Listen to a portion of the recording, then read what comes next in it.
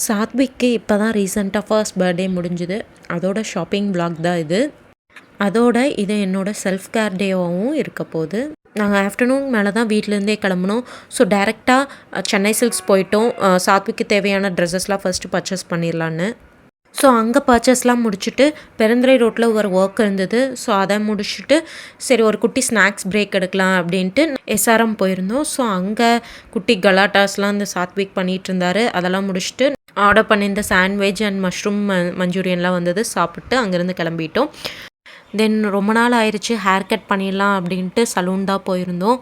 2 to 3 years மேலே ஆச்சு hair cut பண்ணி. ஸோ கண்டிப்பாக இந்த தடவை ஹேர் கட் பண்ணிடணும் அப்படின்ட்டு லேயர் கட் தான் ப்ரிஃபர் பண்ணியிருந்தேன். ஸோ அதுவும் அழகாக கட் பண்ணியாச்சு.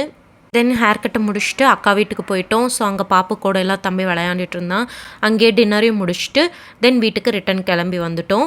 ரிட்டன் வரும்போது ரொம்ப டிலே ஆயிடுச்சுங்க. ஸோ சாத்விக் நல்லா தூங்கிட்டாரு.